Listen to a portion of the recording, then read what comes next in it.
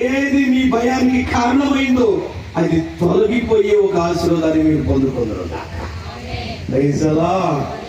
దీనికోసం యాకోబు రాత్రి అంతా దేవుని దగ్గర ఏం చేశాడక్క? చెప్పుండక్క నిజంగా ఈ మూడు మీకు అవసరమా లేదా?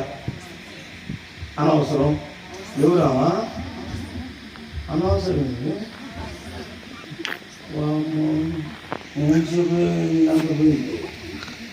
అనవసరం.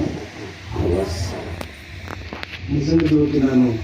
ఈ మూడు విషయాల్లో మీ కుటుంబం కావచ్చు, మీ ఇంట్లో వాళ్ళు కావచ్చు, ఏదో ఒక స్థితిలో మీరు బలహీనంగా కనుక ఈ గొడవలు అనేది నీ ద్వారా, అక్కడ నేను చదువుతున్నాను, నీ ద్వారా ఈ లోకంలో ఏం జరగకూడదు.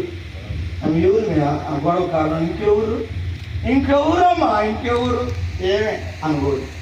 నేను చెబుతున్నాను, గొడవ అన్న కాడ నీ పేరు వాడబడకుండా నువ్వు బతుకుతా. ఏంటంటే అక్కడ గొడవ జరుగుతుంది, ఇంకెవరు అక్క? ఇంకెవరు మన అక్కే. ఏడైనా ముట్టించింది ఊరకనే. అగ్గి పళ్ళు అవసరం లేదు, పెట్రోల్ కూడా అవసరం లేదు. ఊరకెలిగించి తగ పట్టింది. కొండ మీద కనుక మండుతుంటే ఎర్రగా అక్కడ మండించింది. అమ్మ అన్న కాడ నీ పేరు అసలు లేకుండా అలాంటి ఆశీర్వాదాన్ని అయ్యా అని ఎవరు కాడిపోతుంది అది. ఇప్పుడు మీకు రెండోది చెబుతున్నాను కదా. ఇప్పుడు యాకోబు పొందుకున్న ఈ మూడు ఆశీర్వాదాలు ప్రార్థన ద్వారానే వస్తాయి. అయితే ఇక్కడ నుంచి నీవు కూడా ఈ ఆశీర్వాదం పొందుకోవాలంటే నువ్వేం చేయాలి? ఎప్పుడు దాకా చేశాడు?